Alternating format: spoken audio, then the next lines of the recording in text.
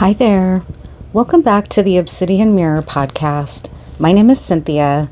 Thank you for being here, and happy new moon in Gemini.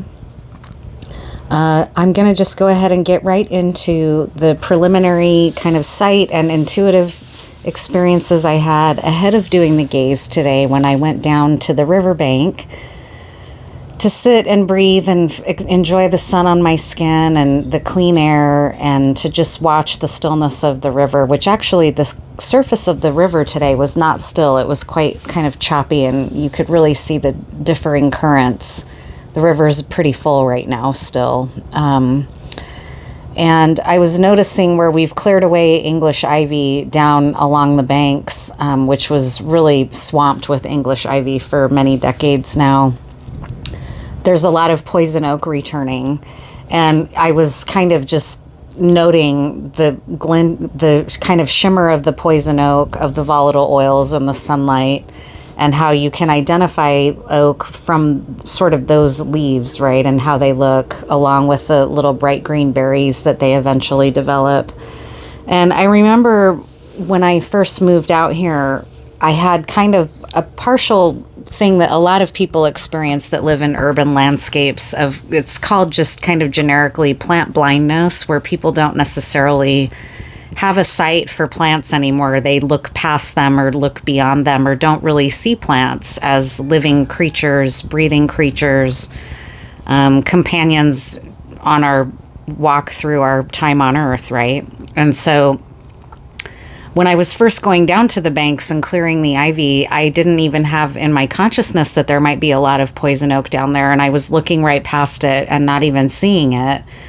And one day I remember being out there clearing ivy on a pretty hot day in midsummer, and all of a sudden I kind of stood up to take a breath and just lean on my shovel for a minute, and all of a sudden it's like all the poison oak around me came into focus. I could suddenly see that I was surrounded by it, and I was wearing a shorts and a tank top, and I was like, holy shit, I might really have a severe case of poison oak on my hands. I didn't even know it was growing out here. I didn't see it until now. I think this was like the second year of living here.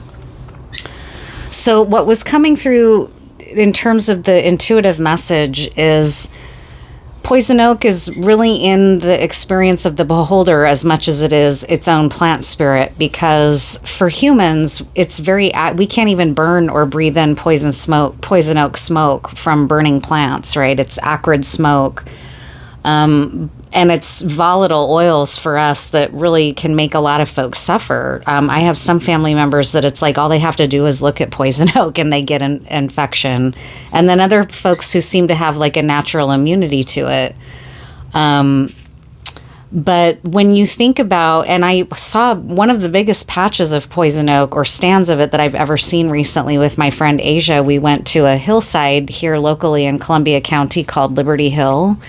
That's a very old camas field, which in the Pacific Northwest, those have become rare treasures. They used to grow in abundance around here in multiple fields, but because of development, it's rare. And this hill is no exception. There's a company called Knife River that wants to mine the hill. And so there's now a growing movement of people who are wanting to step in to protect this hill as a sacred site, in part because of the camas, but also the unique horticulture up there, or not horticulture, but landscape up there, including this massive stand of poison oak that was bigger than I'm typically used to seeing. And what's so interesting about poison oak is that the birds love it. Local birds, native birds around here love it. They'll perch in it. They'll eat the berries.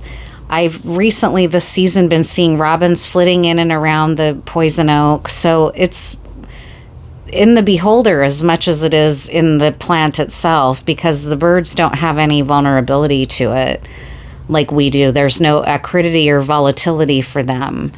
And the intuitive understanding about that sort of nudge or that sight was that if you've achieved a higher level of spiritual consciousness through being willing to walk through dark nights of the soul in the solitude or monastic way that can often occur when you're going through a dark night of the soul, your reward is something like that, like that you elevate and you ascend into a state where some of the more acrid experiences or volatile experiences of life are not so troubling. You can sort of float above them after you've done that hard spiritual work. So that was very beautiful. And that was all kind of came through before I opened the mirror.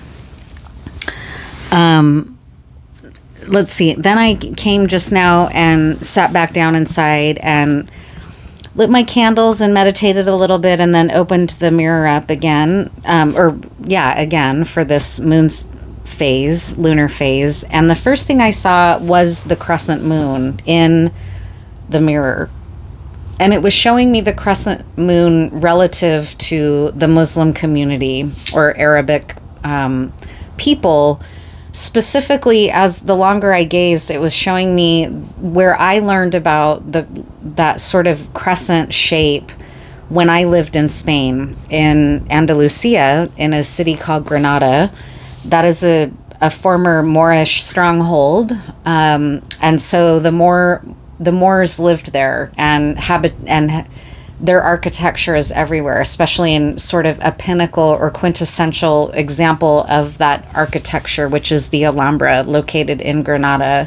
And I've been fortunate enough to see that place in person and be deeply moved by how sacred it is, how powerful it is of a setting, the intricacy of the architecture, the incredible fountain of Los Leones that's made out of one single rock, right? It's just incredible. It is an incredible place to be. And even its placement and its in situ position in the landscape itself makes up part of a crescent moon. And so Spain has really been coming up a lot in these gazes lately. I don't know why that is, but today it seems to have some type of relationship to the jinn or the devas spirits of nature and the Moorish people, and not only the incredible spiritual architecture that is built into the Alhambra itself, but also the Tenerife gardens, which are a part of it. And for whatever reason right now, I'm having this panic that maybe they're called the Tenerife, but I don't think so. I think they're called Tenerife Gardens.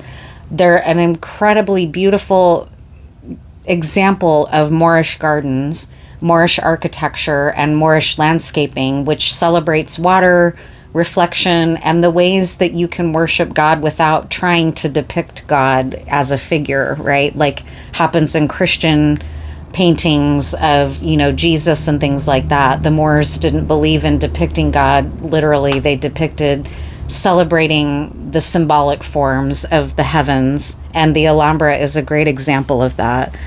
And so it was really showing me the reverence of those gardens and what those gardens were used for. They're full of box hedges, geometry, fragrance of citrus, and probably other types of flowers. They were also places where power was carried out in terms of the sultans and other power brokers in society at that time would meet and discuss powerful decision making in that very garden that still exists and is maintained to this day. And that's like walking back in time when you walk through that garden and smell, especially you can smell the fragrances. It's designed as a place to awaken your senses, and it truly does that. It's an incredibly beautiful, beautiful setting. So I got to just celebrate and understand that I was sort of in the presence of those wise ancient teachers and mathematicians and spiritual leaders. I feel so grateful and honored that part of my life's path has been to walk in their footsteps and walk through those halls and those rooms and hear the whisperings of time. It's a really amazing place that speaks to us today of conquering and borders and all kinds of stuff, things that are just flashes in time or dust, right? Bones go to dust, right? Though that is an ancient imprint on our cognition today. Then there was sort of a period of stillness, and then a glimmering white feather emerged that was curved like the curve of the crescent moon, that was just kind of floating in black space. And then what emerged alongside it, or kind of morphed out of that white feather of kind of almost like protection, was a baby. And it was a swaddled baby, and it was breathing in harmony with my form that I could see in the mirror. I could see parts of my physical form and see my breathing, the rising and falling of my chest. And as I was seeing and gazing into that, I was gazing at a baby who was breathing its breath of life, swaddled in and protected. It then kind of flashed to me about this baby breathing this clean element of air with this glimmering white feather versus the acrid smoke of a fire that burns something like a yew tree or poison oak, for example, right? Those are smoke that people can't breathe in. They're acrid and dangerous, but other the berries that those plants produce are not poisonous if they're, in contact with certain other creatures like birds. So I hope I'm doing this justice. I sometimes am worried that my language doesn't capture the feelings and the sensational experiences of these gazes. But that sort of breathing in the clean air of that levity and higher realms versus the acrid smoke of a burning bush, I guess. I don't know. Not that the burning bush was acrid, but there's power in the burning bush, right? Like, not everybody can look at a burning bush. Only somebody chosen by God, according to the Abrahamic tradition, can hear a message from the burning bush. Something else, a vision might actually strike someone dead, right? It's that kind of idea that it was getting at with this baby. And then the baby became a little statue that I know of, but I can't remember the name of. I'll put the name in the slide like I did last time, but it's strange that, again, this is coming out of Japanese culture. Like the name of a practice in Japanese culture came out last time that I couldn't remember either. It came through again, and this time it was a statue the Japanese people will put in their gardens if there's been the loss of a child in a home, and their statues especially to honor the soul of that little one that's passed on in what usually manifests as a tragedy in the lives of those who loved that little one, right?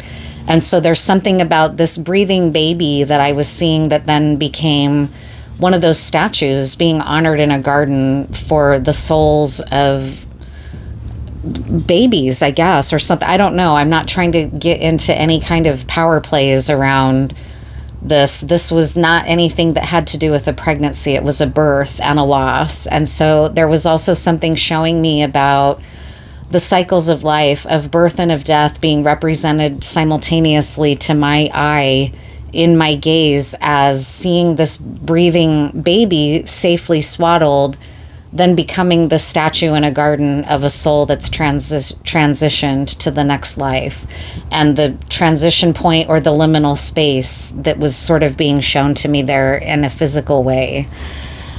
And then that's where the mirror ended, was showing me that little statue in a garden.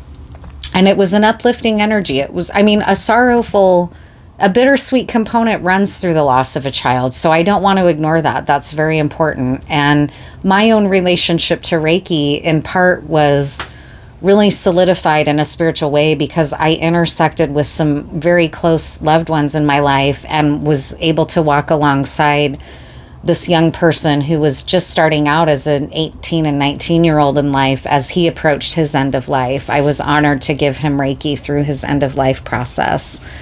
And so that has something of significance for me, but there's meaning in going through an experience like that can feel like just being burned and purified through fire to go through a loss like that. But then again, that message of coming through that is the reward is kind of this ascension beyond the more acrid smoke and difficulty of human experience. So I hope that's helpful. I'm sending you lots of... Oh, wait, that's not the end, because I usually pull a couple of cards, and I almost forgot to do that. So I'll do that right now here. I'll pull a couple of cards for us to tie the reading together.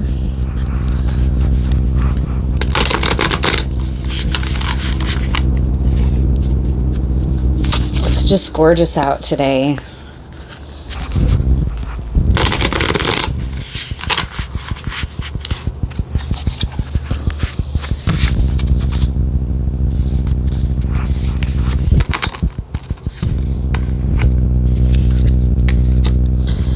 So, yeah, this is that period. The cards that I've pulled here may reflect this transitional period that you're in right now around this new moon lunar energy. It's bringing in karmic justice and a cleansing away of the past through a karmic justice process with this justice card here in the first position. Then right beyond it is the Eight of Cups, which to me represents that dark night of the soul process that we go through as souls and can choose to either allow it to help remake us into something stronger and more beautiful, like a diamond after the pressure. That is that Eight of Cups walking away experience, the wisdom that comes from walking away what you know doesn't serve you, even though it's comfortable and you may be walking in or stepping into the void. By having the courage to do this, you're stepping into a karmic justice process, and it's about this new moon is cleansing the worst of it and the most difficult parts of it away. Presently is what's being cleared away to that beautiful sunrise on the other side of the Ten of Wands, which is what's here in this card. And the Ten of Wands card in this deck, I love that it represents salmon going upstream and having to encounter rapids as they make their migration back to their source of life, their own, where they were born, and then made their way back out to the sea. So the Ten of Wands is the spawning salmon returning to their place of their birth, and how that's also kind of a journey towards their death, because after they've spawned, they die. It's a really beautiful energy of transmutation coming through this new moon in Gemini gaze. So I really thank you for being here. I'm honored, and I hope you enjoy the rest of this new moon energy. Take good care, and I'm sending my love.